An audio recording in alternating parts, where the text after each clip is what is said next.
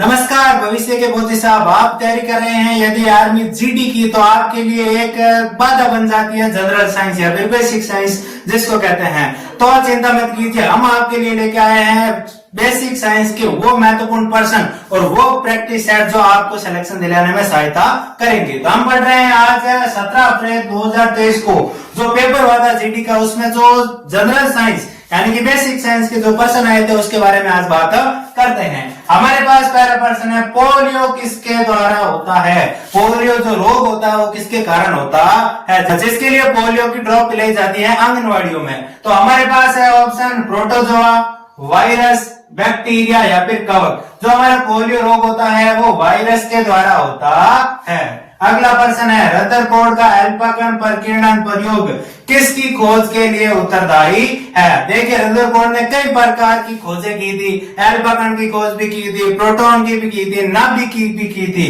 लेकिन जो अल्फा कण प्रकीर्णन का प्रयोग किया था उसके अंदर कौन सा गुण निकल के आया या कौन सी खोज निकल के आई? परमाणु की नाभिक, इलेक्ट्रॉन, प्रोटॉन या फिर न्यूट्रॉन। तो वहां पर जो परमाणु की नाभिक है उसकी खोज अल्फा कण प्रकीर्णन के अंदर हुई थी। अगला प्रश्न है, हमारे शरीर की सबसे बड़ी ग्रंथि का क्या नाम है?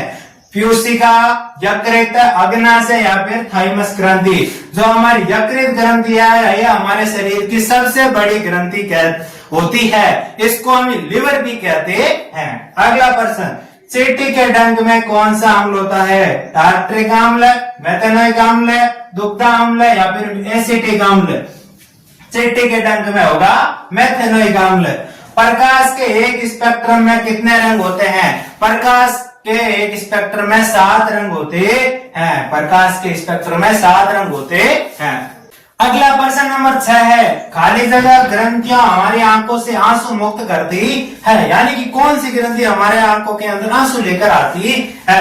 अधिवक्र ग्रंथि, पीयूष ग्रंथि, अश्रु ग्रंथि या फिर इनमें से कोई नहीं। जो हमारी अश्रु ग्रंथि है वो जो होती है हमारे आंखों में आंसू लेकर आती है। कौन सा रासायनिक परिवर्तन का उदाहरण है? लोहे पर जंग लगना, फलों का पकना या फिर ए और बी दोनों या फिर इनमें से कोई नहीं। जो हमारे लोहे पर जंग लगना है और फलों का पकना है दोनों ही हमारे रासायनिक परिवर्तन के ही उदाहरण है, इसलिए ऑप्शन नंबर सी यहाँ पर राइट होगा। अगला प्रश्न है नंबर 8, मनुष्य की आरबीसी रेड ब्लड सेल यानी कि लाल रक्त कणिकाएं का औसत जीवन काल कितना होता है? यानी कि ये कितने दिन तक हमारे खून में जीवित रहती है और फिर नए लाल रक्त कणिकाओं का निर्माण होता है?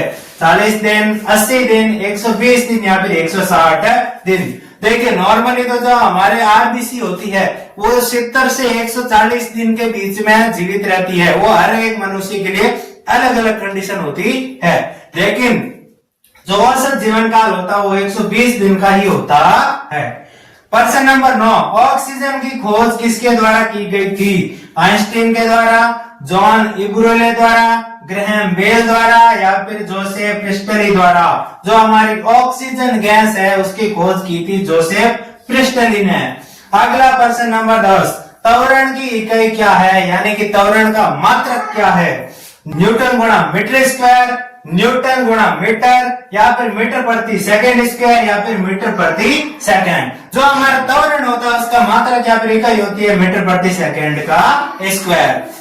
अगला प्रश्न है प्रश्न नंबर 11, निम्न में से कौन सा पारिस्थितिक तंत्र का जैविक घटक है? यानी कि जो जीवित है या फिर सजीव है वो होते हैं जैविक घटक और या फिर जो निर्जीव है वो होते हैं अजैविक घटक। तो हवा, वर्षा, घास या फिर खनिज, इन चारों में से जो घास है वो सजीव है, इसीलिए ये हमारा जैविक घटक होगा। बाकी हवा है, वर्षा है, खनिज है, ये अजैविक घटक के उदाहरण है। प्रश्न नंबर 12, पेनिसिलिन की खोज किसने की थी? पेनिसिलिन एक प्रकार का एंटीबायोटिक टीका होता है, इसकी खोज किसने की थी? विलियम हार्वे ने, लुई पास्चर ने, अलेक्जेंडर फ्लेमिंग ने या फिर पॉल एरलिस्ट ने? जो हमारे पेनिसिलिन का टीका होता है उसकी खोज की थी अलेक्जेंडर फ्लेमिंग ने। आज के लिए आपका प्रश्न है, कमेंट जरूर कीजिएगा, दाब का मात्रक क्या होता है? ये आपके लिए प्रश्न है, कमेंट जरूर कीजिए। ए न्यूटन प्रति मीटर स्क्वायर, न्यूटन प्रति मीटर, न्यूटन गुणा मीटर या फिर न्यूटन गुणा मीटर का स्क्वायर। और अधिक प्रैक्टिस सेट और इससे भी बढ़िया प्रश्नों के लिए हमारे चैनल को सब्सक्राइब जरूर कीजिए।